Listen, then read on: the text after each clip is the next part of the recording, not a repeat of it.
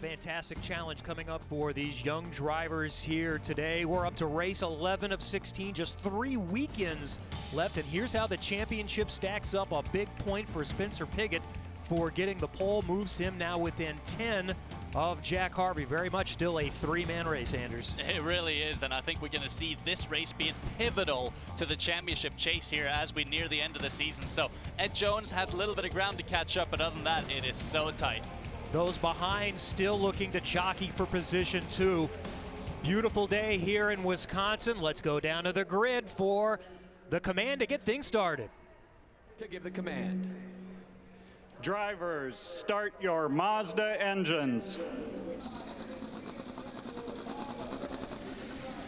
A look at Spencer Pigot. R.C. Enerson starts on the front row next to him. In fact, we have 3 Americans in the front 3 spots. 2 of them are teenagers. Our on board today is Scott Anderson. He's been good on ovals. 4th here last year, 3rd this year, his best finish in the Freedom 100 at the Indianapolis Motor Speedway. We'll get him started in just a moment. Stay with us for Indy Lights from the Milwaukee Mile coming up on NBCSN. Back at the Milwaukee Mile with Anders Krohn and Katie Hargett. I'm Kevin Lee. Indy Lights presented by Cooper Tires, and here's how they will roll off for the Grand Prix of Milwaukee. Spencer Pigot and R.C. Enerson on the front row. Kyle Kaiser and Jack Harvey in row number 2. Row 3, the Belardi teammates who were fastest in the practice this morning. Juan Piedrahita and Felix Sorales. We'll see if they can get back up to the front. Ed Jones and Scott Anderson in row number 4. Row number 5 includes Ethan Ringel and Max Chilton, who's back after missing Toronto to race at Le Mans, and then Shelby Blackstock will bring up the field here today. Time to find out the keys to this race with Anders Insider. Well, you know what, Kevin? We may only have 5 races left after this one, but this is the first shoulder oval of the year so far, so this could provide a lot of excitement and a lot of unexpected things to happen. Let's not forget about the championship pressure. 3 people thoroughly and well in the battle at this point in time. And the Milwaukee Mile, such a tough track. It looks like both ends of the track are the exact same style, but they're not. Each corner is unique, and that could catch some people out here in the middle of the race. We're going to go green this time by. We mentioned the 3 young Americans up at the front. Spencer Pigot is the old man of that group at just 21 years old. The other 2 are teenagers with Enerson and Kaiser. A beautiful day today, perfect conditions. We're ready to go racing at the mile, and we're on in Milwaukee at Indy Lights. Side by side, and Enerson on the outside has a little bit of a jump, but Pigot from the inside is going to try to make it stick. They go side by side through 1 and 2. Enerson is going to have the advantage there. The outside line is always good for clean air there on the opening lap, and he gets the lead there. Wow, that was a great move. 18-year-old Floridian R.C. Enerson for a moment, but here's Spencer Pigot fighting back. Look at this. He knows he has to get R.C. Enerson. R.C. has been so quick in practice, but he can't get the job done here. Look for him. He's going to try and jot down. But as you see, Spencer goes onto that black stuff right there, and that tends to free the car up a lot right in the middle of the corner. So that's why R.C. is able to hang around the outside there. Your best chance is early in the stint, right? Absolutely, and I think right now what Spencer's got to be careful with is he can do this for a couple of laps, but he does not want to wear out those Cooper tires here. Running all the way down the inside there is going to wear the tires out really, really quickly, so he's got to be careful here. You mentioned free up the car. Explain what you're talking about. So basically, when you come down there, it has a little bit of a different grip compound. Oh, look at this! Did you see that? He just went up behind the gearbox of R.C. Enerson and got massive aero wash. These cars use a lot of downforce in the middle of the corners to get through the corners here, and in the process of that kick up a lot of turbulent air, which then the car behind picks up and makes you wash out. So he was lucky not to hit the wall there, but Spencer's got to find his rhythm here. He's got to keep the momentum going. He does have a chance to take over the championship lead here. And there's different grip levels at different parts of the track. You can see by the color of the pavement, which can help you free up the car. Exactly, and what Spencer was doing early on there was going down all the way to that black stuff, and that has just a little bit more grip. It tends to put a little bit more grip in the front of the car, so that's why you saw him correcting through the middle of the corner, whereas RC was a little bit higher up on the car, so that typically gives you a little bit more rear security. Here's the 2 Belardi teammates in the red and white cars. Juan Piedrahita, Felix Sorales. As I mentioned in this morning's warm-up, they were fastest, so they've got good cars. Now it's just a matter of whether they can work their way up to the front. No change from how we started. from 3, 4, 5, and 6. Kaiser is third, then Harvey fourth, followed by Piedrahita and Sorales. Let's check in with Katie Hargan. Spencer's team just came over the radio and said, remember, we've got 95 laps left in this race. Let's not feel any pressure to do anything. Remember, Spencer had a tough month on ovals in Indianapolis. He's only finished off the podium 3 times. One of those times included the very first oval on this schedule, so Spencer just settling in for a long race here at the Milwaukee Mile. Kevin. And he started to make up some ground, too. He's cut about half of that lead away as the battle continues to intensify between the Belardi teammates, and Sorales is going to take a peek. Very, very smart what Sorales was trying to do there. He was trying to have half a car width on the outside of Juan, which gives him clean air on those wings, gives him a little bit more downforce right in the middle of the corner. So he is quicker than Juan right now, which is a bit of a surprise considering Juan was the quickest driver in the final practice before the race today. So the Belardi cars clearly are really, really good around here, and Juan seemed pretty confident in the car as well. Sorales is looking to rebound in what has been a really tough stretch. A disqualification and 3 DNFs in his last 5 dropped him from 6th to 11th in the championship, but he has clearly had the pace. That Toronto #1 result actually would have been 3rd place, but they didn't pass Tech. Yeah, exactly. So they've had a little bit of an up and down season so far, but they've shown great flashes of speed. It's just a matter of putting all the consistency together. And speaking of consistency, look at Jack Harvey here. He has been the model of consistency all year long, and no doubt right now what he's doing at this very point in time is saving his tires. He's done this race before, he knows what he needs to do, and that's exactly what he's doing right now. Jack Harvey was 5th here last year, so he's one of those that has that experience, but early on, we always like to take a look at points as they run. It would really tighten up. Spencer Pigot obviously looking to get one more spot, and he could take over the championship lead. Let's hear more about Jack Harvey from Katie.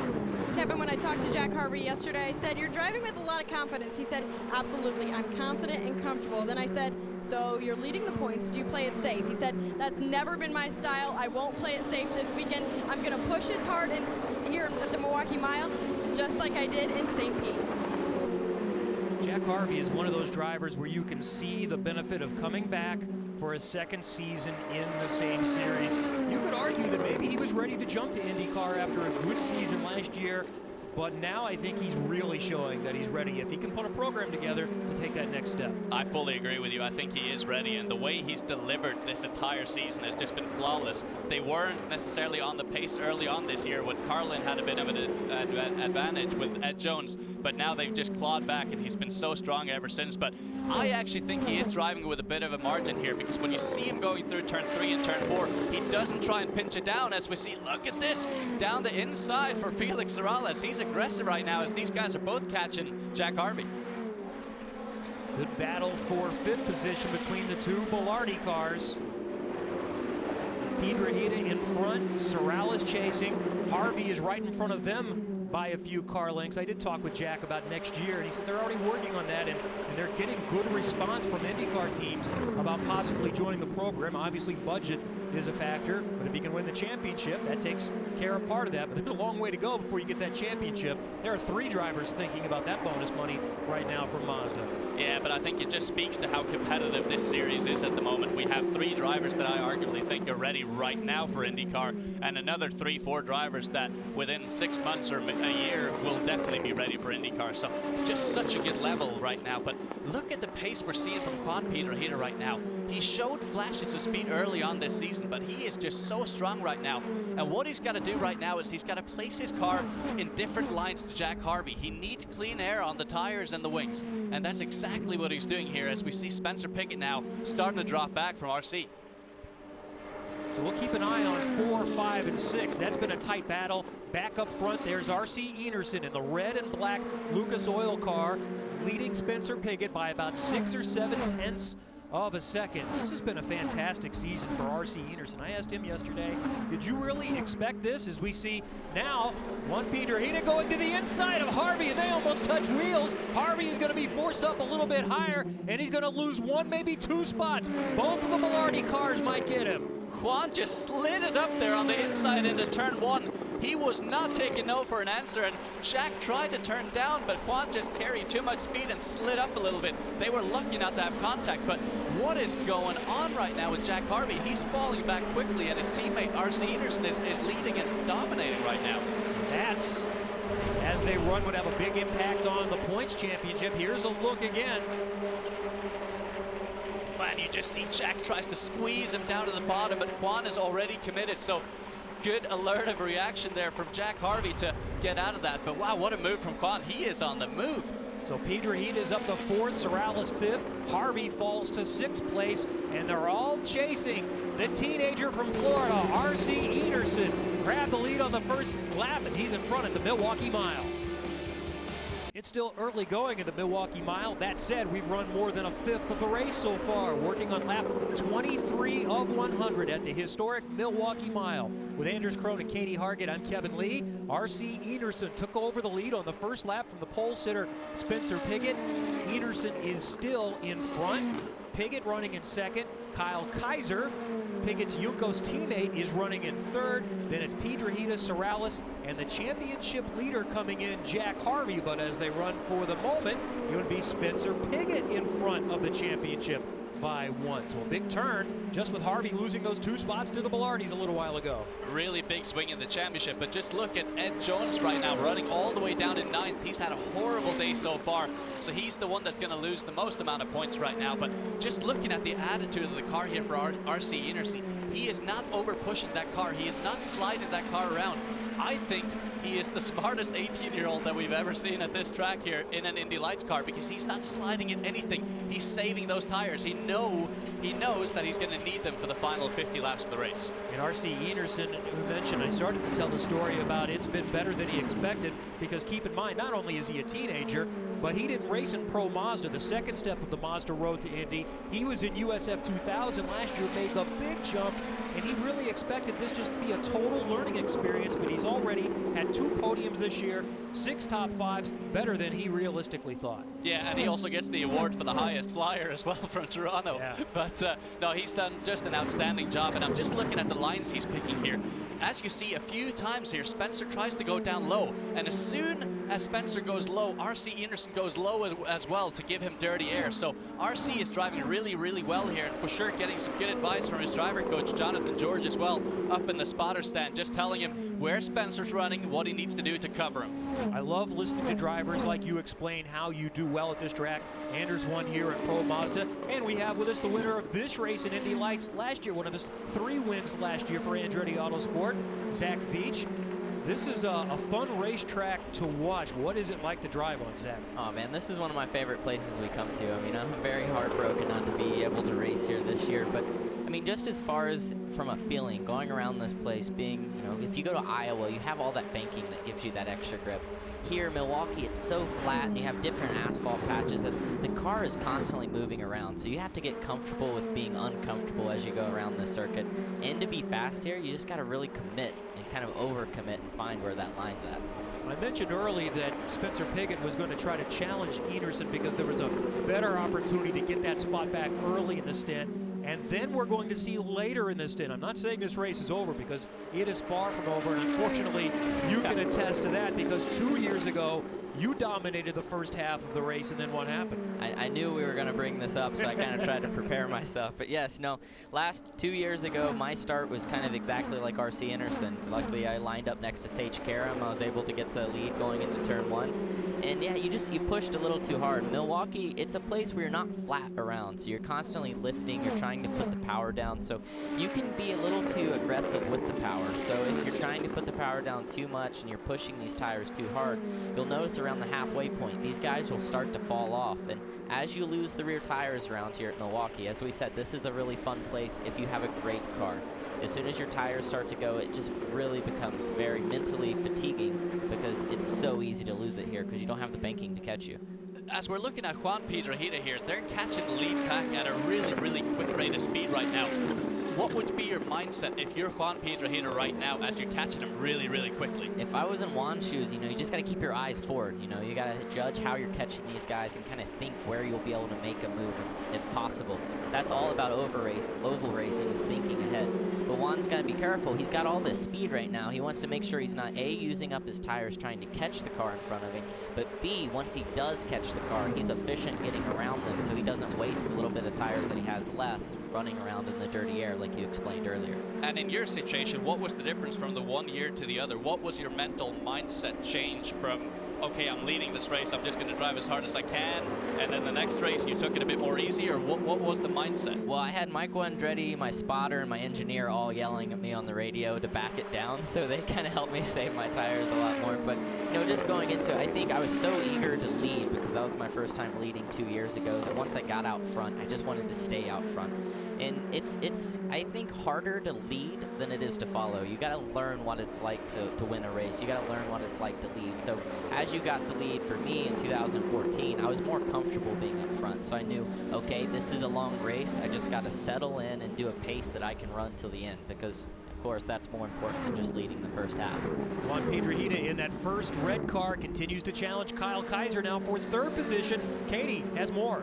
Yeah, Kevin, Juan has yet to lead a lap this season, but remember, he's not a rookie. He's a veteran in this Indy Lights series. When I talked to him in the beginning of the season, he said he had a lot more confidence coming into this season. Last year, he learned to manage his tires and to be more aggressive. When he passed Jack Harvey just a few minutes ago, his team came over the radio and said, "You just passed the championship leader, now go get him." And it's the fourth time that he's been here throughout the Mazda road to Indy. You guys can both speak to this. Does it apply from what you did in USF 2000 and Pro Mazda for someone like Spencer Pigot, who raced here, won here last year in Pro Mazda? Now he's in a different car with more power. I absolutely think so. I drove here in Pro Mazda and in Indy Lights, and yeah, car to car there's differences, but certainly line-wise there's a lot you can learn, and all the black patches here on the inside of the corners do the same to the car. So a little bit of a different application, but certainly the same mindset, and I think the distance of the race was more or less the same in either, so it still is the same beast. I don't know, what do you think, Zach? Yeah, I would have to agree completely with what Andrew was saying, and having all that extra experience, especially say in a USF 2000 and a Pro Mazda, it allows you to get more comfortable with the track here as a driver. So it's nice when you're going around here in an F2000 and the thing steps out on you when you're only going 120 miles an hour. So as you get into the faster cars, like the Indy Lights car, pole is at an average of 150 miles an hour. You know, you don't have a lot of time to react to these the cars sliding around. So you got to get really comfortable with what you have in your hands. R.C. Anderson is starting to stretch his lead out a little bit by about 1/10 of a second every lap. He has led every lap so far today at the Milwaukee Mile. We're nearing the midpoint of the Milwaukee Mile. Indy Lights presented by Cooper Tires on NBCSN. R.C. Anderson has led from shortly after the drop of the green flag. Spencer Pigot is chasing him. Kyle Kaiser in third, and just a moment ago we had a change for position. For fourth place, the two Belardi teammates win at it.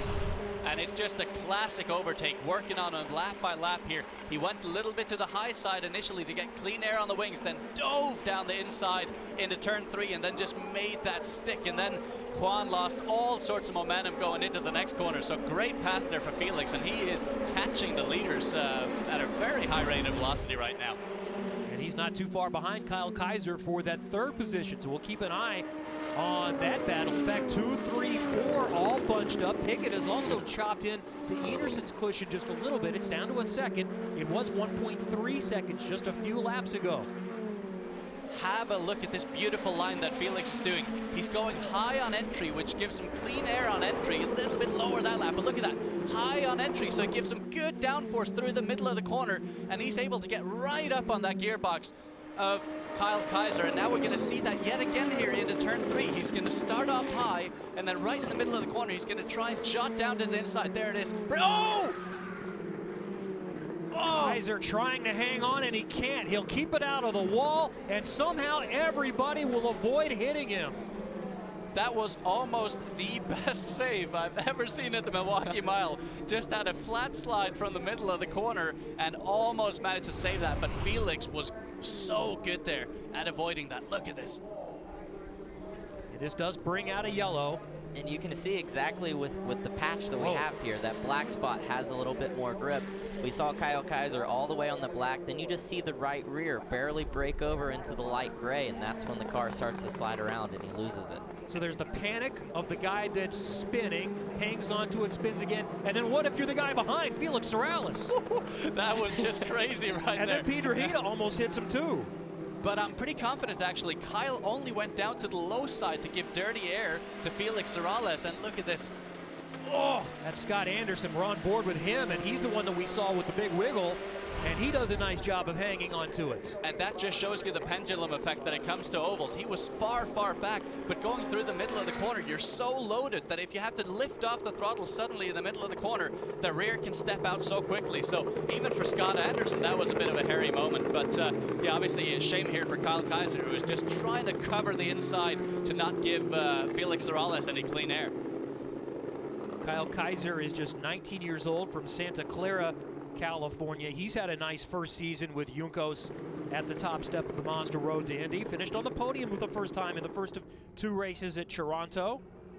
Also has a few 5th place finishes this season. He was pretty happy with the car today, and he's been happy with the way this season has gone so far. It's a learning experience. You're going to make some mistakes, but he's shown some really nice pace. I think it's really, really helped him, the fact that he's been with Juncos Racing, moving up from Pro Mazda together with them. It's given him a lot of continuity moving into Indy Lights. He's made some mistakes, but you know what? He's showed some great pace as well throughout the year. So I think we're going to see him unleash his potential next year if he comes back to Indy Lights. They're on the backstretch. They'll go green this time around. How good of an opportunity is this for everyone to make up some spots?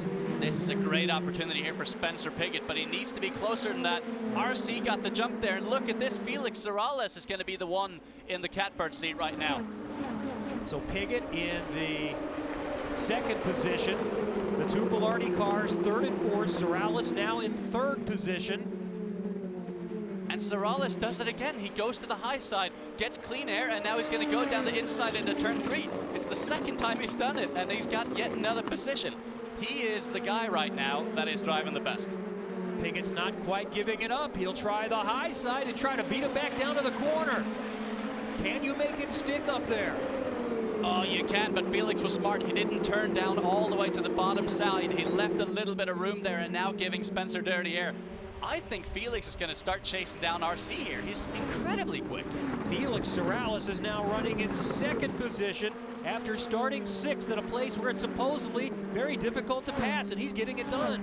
Oh, look at this. Spencer is slowing down. Oh, he's got a problem.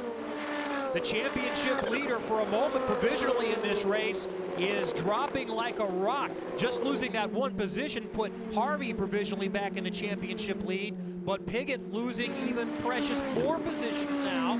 He's still on it, but he lost several spots to fall back to 7th. And it looks as if, you know, he can continue going on now. It seems like the guys he's slotted back in comfortably.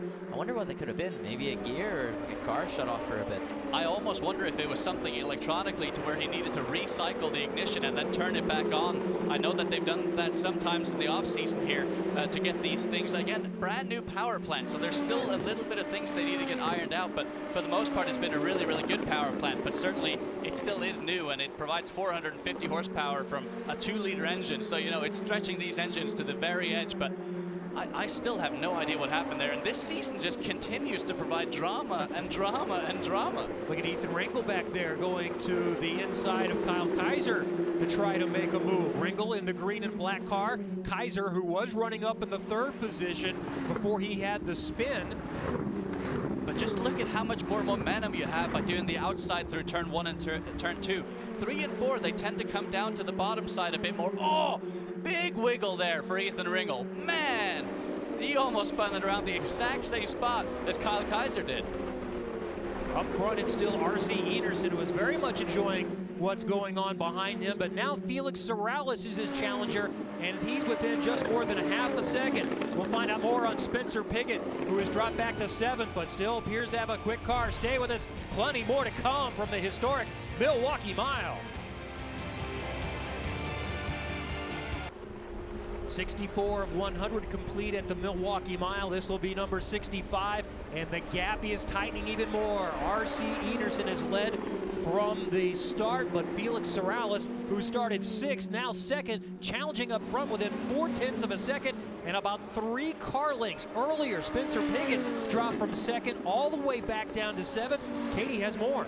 Kevin, when Spencer Pigot started on the pole, he was hoping this would be a big points day for him, but just there in the middle of the race when he dropped back, his team said he lost 5th gear. That's the gear that he likes to run around this track, so now he'll be running in 6th gear for the rest of the race. They said this shouldn't affect him, that he's got a really good race pace, and they hope he can gain those positions back. So Zach, what's that mean? Well, that means basically when we come to these ovals, we have what we call top gears. So as you're running in clean air, you're running behind cars. See, as we look here with Max Chilton running behind, or is that Ed Jones behind Spencer Pigot, he's going to be able to go faster because he's in his draft. So you have to have a gear that you're able to shift up in. But as you're more towards the front, the guys are a little more spread out, you're going a little quicker, you need to have a gear with higher RPM. So that's why Spencer is running in 5th gear. That's going to, it's going to free up the car, so the car is going to turn better through the corners, as well as have more power to keep the momentum up on the straightaway. So without 5th gear, Spencer's really kind of in a bad spot, but he is going to be able to make up points on this day. Just that drop from 2nd to 7th was a 15-point swing in the championship. He was provisionally 1 point up on Jack Harvey. Now he would be 14 points back. And Ed Jones not too much farther back from where he started the day. He was 23 back, and he is running on just his 2nd oval race. He's back in the 8th position. And there we see Ed Jones right behind Spencer Pigot in the blue number 11 car. And I look at this too, we see Jack Harvey, he's in 4th place right now. Not necessarily a strong day, but a consistent day. And if you're gonna have kind of a bad day, you wanna have your other championship rivals to have a bad day as well. Jones is taking a look at Pigot. And right now, Ed Jones has the benefit of having that 5th and 6th gear, so he can go through the corner in 5th gear, and then he can upshift halfway down the straightaway to move up and get that draft and get down the inside. Spencer doesn't have that luxury. He's stuck in a lower RPM across the middle of the corner, so out of the corner, he's just going to be pulling a little bit more lazy. So he's actually doing a great job holding off Ed Jones here right now. And he is still a novice at the ovals. He said, these are a little bit harder than I expected, and I knew they were going to be hard. That's a big position because it's like double points in the championship. Then we see Kyle Kaiser back there in that white and blue car. Remember, he was running 3rd before he did that half spin and didn't come in to change tires. So how difficult is this right now after he almost spins a couple of times? I think it's very, very difficult because he didn't lock the tires up, but he did slide completely sideways for about 100 feet there. So that will not have helped his tires at all. And as you can see, he's struggling to hold off Ethan Ringel right now. So his best shot is just trying to hold Ringel at bay here. But Ringel had a bit of a moment here earlier. As you can see, he's right tucked up behind Kyle Kaiser here, and you're going to see the rear end just step out just a little bit there. And that may look small on the camera, but Zach, you've been in that situation before. How scary is that moment? Oh, that feels huge. And as we talk about that too, that's him coming off the black patch, getting into the gray asphalt that we have here that really upsets the car. As we were talking earlier about Ed Jones thinking these are a little harder than what he was thinking, you know, I think a super speedway, you can kind of get more comfortable on those a little quicker. I know you're going faster, but 9 times out of the 10, you just get the car flat, you get it comfortable, and you can race. Here, you're managing throttle on and off as you go, you're catching the car. This is definitely a lot harder track to drive than, I'd say, Indianapolis. And let's have a look now at Scott Anderson as we go around, and just look at how smooth he has to be with all his steering inputs here. Coming into turn 3 right now, going to turn in smoothly, do a smooth speed adjustment. There we see the whole car on that black stuff, so that probably means that he's got a little bit of understeer in the car. He wants the car to free up just a little bit more right across the middle of the corner. And as we see now into turn 1 and 2, we're going to see a little bit of a different line. Stays out wider for longer, then crosses onto that black patch. And he's driving quite well right now, but obviously just a little bit off the pace. And this, as we said, no corner's the same here at Milwaukee. As he goes to turn in here, you'll see the black line. You want to try to get as close to that black line as you can at the top near the gray, because that's going to give you the widest arc of the corner and save your tires in the long run for the race. Katie?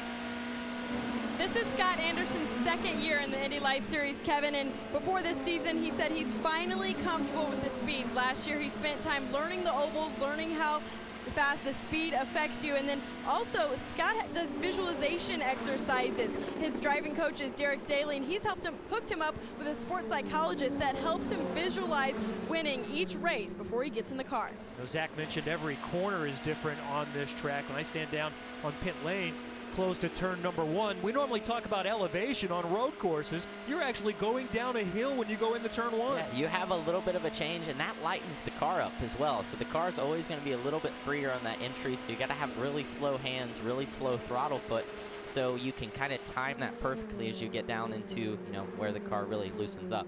But I think back to Katie's point, what she talked about, I think the biggest benefit that Scott Anderson has had this year is this year he's had teammates. He's got 3 teammates. He's got the championship leader, Jack Harvey, as a teammate. Last year, he was a sole car operation, so you don't have anyone to compare yourself to. These cars are highly sophisticated. A lot of data to collect everything that you're doing in the car, with the steering wheel, with the throttle, with the brake, with the setup even. So, Zach, you've been on big teams, small teams. What's the benefit in being on a big team such as Schmidt-Peterson Motorsports? Oh, most definitely. This is helping Anderson more than he could have ever dreamed, because for me even, I've always been blessed of having really strong teammates. Sage Karam was my teammate. I spent time with Spencer Pigot, as well as Carlos Munoz and Matt Brabham. So these were guys that always, at the end of the day, push you to really be better driver in your own. And not only do you get pushed to be better, you see what they're doing in the race car as far as data, as far as video and line, that really makes you a more well-rounded driver. Oh, look at that. Max Chilton chasing it all the way up to the exit there of turn 4. That was a close call for him. He's just trying to catch Scott Anderson a little bit by little, but catching that dirty air in the process. Max Chilton is running in his first oval race. There he is in the number 14 blue car for Carlin. He spent the last 2 years in Formula One. The car wouldn't start. He had a mechanical in Indianapolis. He was at Le Mans, missed the Toronto weekend, so this is a learning day for him, and a pretty good day running in 6th position. It's been a great day so far for R.C. Enerson. He's led every single lap, and we're headed down the home stretch at the Milwaukee Mile. Indy Lights presented by Cooper Tires. Just a dozen laps remaining here at the Milwaukee Mile, and a battle for the lead. That's a lapped car, or soon-to-be lapped car, Shelby Blackstock in front, and Felix Sorrells with a big wiggles. He tries to get around R.C. Enerson. And he makes that pass stick. He worked on him for 3-4 laps there as they were catching Shelby Blackstock. Finally got the job done. We talked about earlier how he's been the guy that's had the best lines in traffic so far, and right now he's at the front end. I would be surprised to see him give that up. I mean, we have 11 laps to go here. I mean, if RC's got to push to get this back, it's got to be now. I mean, you got to give it all to try to get that spot back. They went side by side for about 3 laps as they were catching Shelby Blackstock. Sorrells was working on Enerson, and let's go back and see some of this fight before we eventually saw the wiggle and the pass for the lead. So I'm going to be hypercritical right now to R.C. Enerson because he's put together a really, really good race. But what he should have done into turn 3 on that previous corner was go down low earlier, because he got that dirty air from Shelby Blackstock, and that enabled Felix to get that run. And from there on, he was just caught in a bad situation, and Felix was really in the driver's seat. Watch this. Oh. I think he just didn't think he was going to catch Shelby as fast. That's more what it was.